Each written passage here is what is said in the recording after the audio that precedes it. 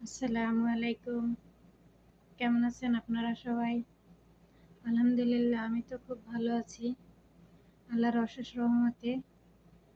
তো প্রতিদিনের মতো আজকে শুরু করলাম নতুন আরেকটা ব্লগ ভিডিও। আশা করি সবাই দেখবেন আর আপনাদের মূল্যবান মতামতগুলো জানাবেন। উম, আমি ইউটিউবে নতুন করি, তো যদি ভুল ত্রুটি হয় অবশ্যই বলবেন। আমি আপনাদের সবার ছোট বোনের মতো।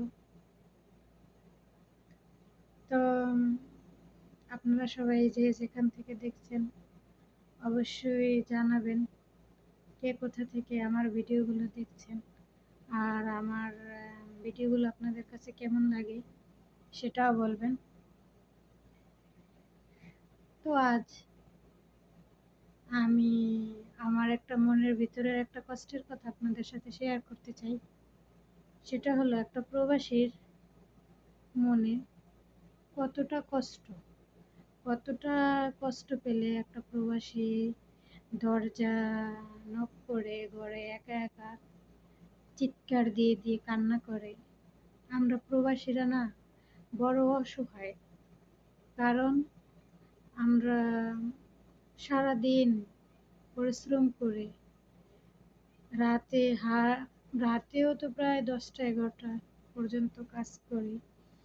এরপরে যখন ফ্যামিলির মানুষগুলোর কাছ থেকে শুনতে হয় যে আমরা আধা ফ্যামিলির জন্য মানে কি করছি বা কি করি, বা আমাদের আপন মানুষগুলো যখন আমাদেরকে মনে আঘাত দিয়ে যখন কথা বলে, তখন আমাদের কাছে আর কি কতটা কষ্টজনক। আসলে কষ্টটা আমি সহনীয় সহ্য করতে পারবো কিনা, কিন্তু না, আমরা প্রবাসীরা বুকে কষ্ট চাপা রেখে তারপরও ফ্যামিলির মানুষগুলোর দিকে তাকাই, আর মানুষগুলো প্রতিনিয়ত আমাদের ব্যবহার করে যায়। দেখবেন একটা প্রবাসী সবার জন্য চিন্তা করে, মা বাবা ভাই বোন সবার জন্য, কিন্তু পরিশেষে আদৌ কি একটা প্রবাসী কারো মন পায়, কারো মনের মতো হইতে পারে? একটা প্রবাসীর সারা মাস শেষে যা টাকা ইনকাম হয়, আদৌ একটা প্রবাসী মনে হয় ইচ্ছে করলে একটা চকলেট কিনেও খায় না। যেমন আমি স্যালারি পাওয়ার পরে যেই টাকা হয় আমি বাড়িতে পাঠিয়ে দিই, আমি কখনো আমার টাকা দিয়ে একটা চকলেট কিনেও খাই না। কারণ প্রয়োজন হয় না, তাই প্রয়োজনের বাইরে আমার টাকা নষ্ট করি না। কারণ বাড়িতে টাকার প্রয়োজন, টাকাগুলো বাড়িতে দেই। তো দুনিয়াটা না, দুনিয়াটা বলবো না, দুনিয়ার মানুষগুলো খুব স্বার্থপর। যতক্ষণ দিবেন ঠিক ততক্ষণ তারা আপনাদের কাছ থেকে নিবে, কিন্তু দেওয়া শেষ, আপনি আর দিবেন না যখন, তখন আর আপনি তাদের কাছে ভালো থাকবেন না। তখন আপনার শুনতে হবে কটু কথা, তখন আপনি ভালো না, আপনি এই আপনি সেই। কিন্তু যখন আপনি দিয়েছেন তখন কিন্তু আপনার এই কথাগুলো ছিল না, তখন আপনি ভালো একজন মানুষ, খুব ভালো, মানে যত যা বলা লাগে আর কি সবকিছুই বলবে। কিন্তু আপনি একটা সত্যি কথার একটা হলো, যখন প্রতিবাদ করবেন তখন আর আপনি ভালো থাকবেন না। যেমন আমি সব সময় অন্যায়ের বিরুদ্ধে থাকি, ন্যায়ের পক্ষে থাকি। কখনো আমি যদি ভুল করি, তবে আমি যদি রিয়েলাইজ করি যে না আমি ভুল করছি, তাহলে অবশ্যই আমি সেই ভুলের জন্য অনুতাপ করি, বা যার সাথে ভুল হয়েছে আমি তার কাছে সরি চেয়ে নিই। কিন্তু দেখা যায় কি আমার বিপরীত পক্ষের মানুষগুলো সেরকমটা না। তারা মনে করে যে বলছি তো বলছি, ওগুলো নিয়ে মানে কখনো ভাবনীয় না। কিন্তু শোনেন, কারো কটু কথা আপনি যদি একজনকে কষ্ট দিয়ে কথা বলেন, আর ওই কথাগুলোর জন্য যদি আপনি ক্ষমা না চেয়ে মারা যান, তাহলে আপনি 5 ওয়াক্ত নামাজ পড়বেন, যা কিছু ইবাদত করবেন, আপনার কোনো কিছু কাজে লাগবে না। কারণ আপনার কথায় মানুষ মনে কষ্ট পাইছে। আর ওই বান্দার কাছ থেকে আপনি ক্ষমা চাইয়া নিতে পারেন নাই, তাই আপনি যতই ইবাদত করেন আপনার ওই ইবাদত কোনো কাজে আসবে না। তাই আমার চাওয়া কি যে মানুষ আমরা জানি কারোর মনে কষ্ট দিয়ে কথা না বলি। আর যেটা বলতেছিলাম আর কি, যে প্রবাসীরা অনেক কষ্ট করে দিনভর, কিন্তু প্রবাসীদের কষ্ট না কেউ বোঝে না। আমরা প্রবাসীরা কিন্তু অনেক কষ্ট করি, নিজের জন্য বিন্দুমাত্র কিছু করি না। ফ্যামিলির মানুষগুলা কেমন থাকবে, ওরা কেমন কি। একটা মেয়ে প্রবাসী যদি হয়, দেখবেন ওই মেয়েটা নিজের সংসার নিয়ে ব্যস্ত, স্বামী সন্তান সবাইরে কিভাবে ভালো রাখবে। কিন্তু একটা মেয়ে কিন্তু প্রবাসে অনেক কষ্ট করে, কারণ যারা বাইরে থাকে তারা জানে যে একটা মেয়ের কতটা অক্লান্ত পরিশ্রম করার পরে মাসের স্যালারি আসে। ওরা চাইলে 5 মিনিট রেস্ট নিতে পারে না। তো এরপরে যখন সবাইরে দেয় তখন সবাই খুব ভালো, সবার ইচ্ছে মতো যা নেয় তখন ভালো।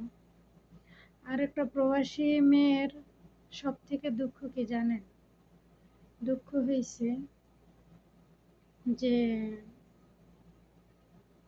শ্বশুর বাড়ির মানুষ ভাবে যে মনে হয় সব বাবার বাড়িতে দিয়ে দেয়, কিন্তু অথচ দেখেন বাবার বাড়িতে মনে হয় কোনো প্রয়োজন নাই, কোনো দরকার হয় না।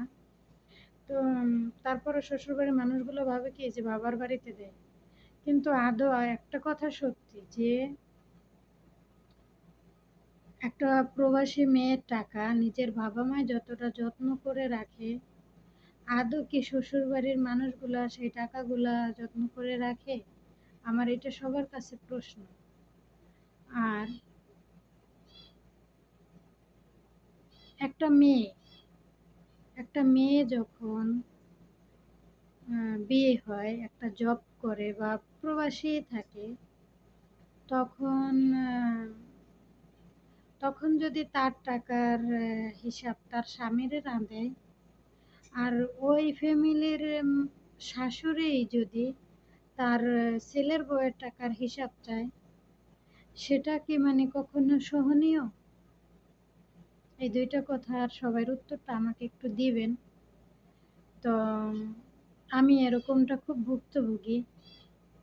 আমি জানি না যে আমি কি করব, কিন্তু বিশ্বাস করেন আমার আব্বু আম্মু খুবই ভদ্র একটা মানুষ। তারা কখনো তাদের মেয়ের কষ্ট বা তারা কষ্টে থাকুক এরকমটা কখনো চায় না। উম, আমি এত আহামরি ফ্যামিলির মেয়ে না। আমার বাবা মধ্যবিত্ত, আমি মধ্যবিত্ত ফ্যামিলির মেয়ে।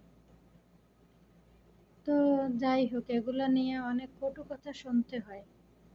আর বিশেষ করে প্রত্যেকটা ফ্যামিলির ননদের উদ্দেশ্যে একটা কথা বলি।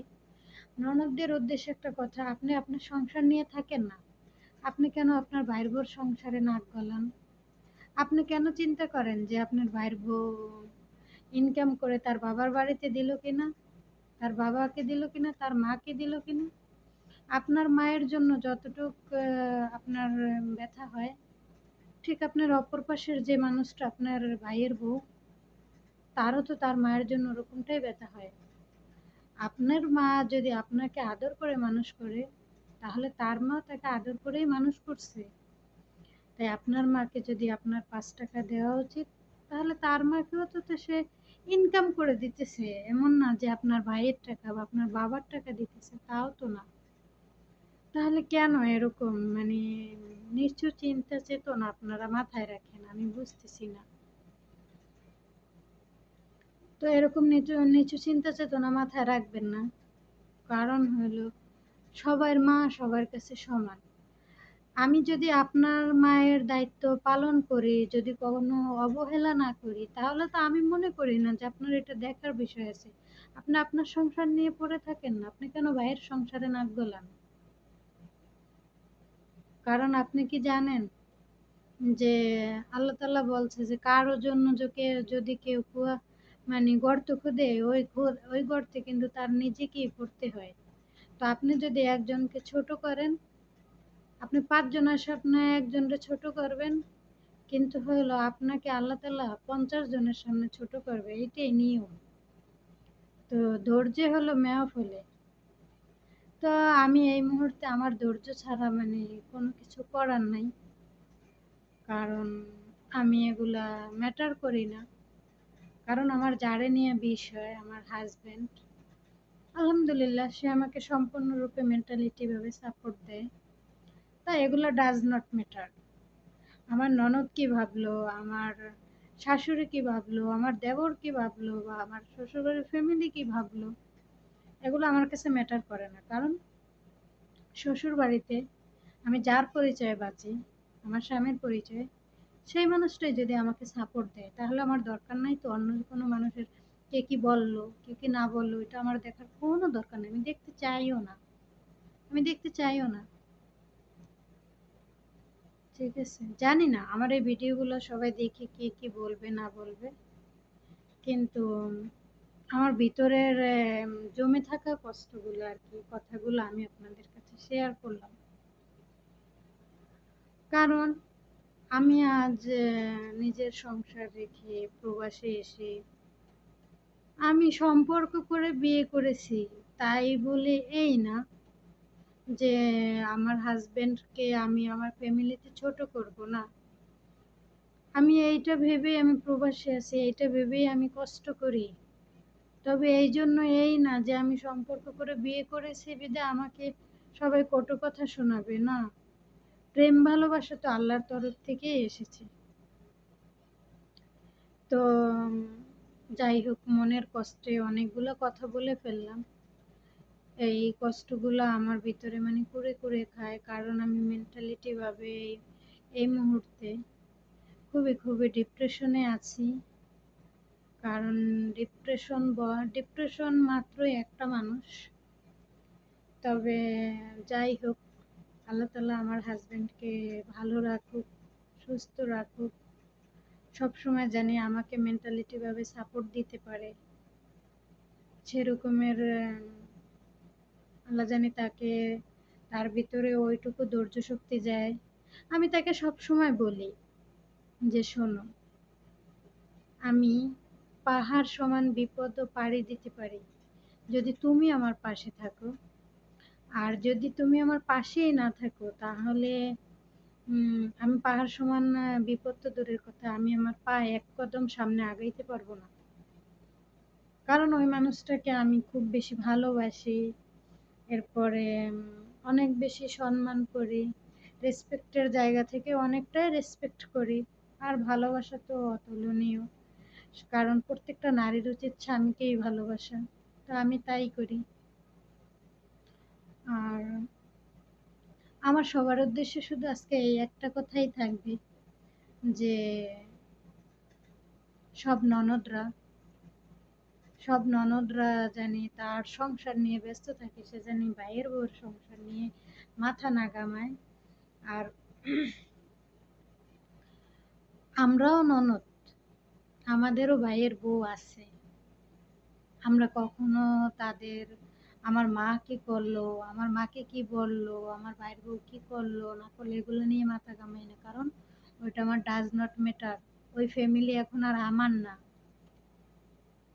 ওই ফ্যামিলি এখন আমার না। হ্যাঁ, আমার বাবা মা, তাদের ভালো থাকা, তাদের এগুলো আমার কর্তব্য, কিন্তু কর্তব্য হইলো সব কিছুতে আমার নাক গলানো, এটা আমার কখনোই উচিত না।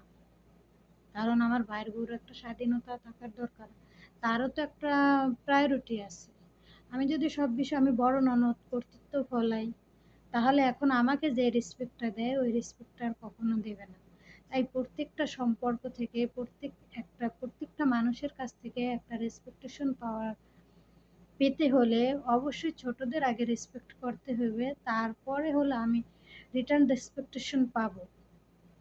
যদি আমি কাউকে রেসপেক্ট নাই করতে পারি, তাহলে আমি অন্য কারো কাছ থেকে রেসপেকটেশন কিভাবে আশা করব? কখনোই সেটা সম্ভব না। এই জন্যই সম্ভব না।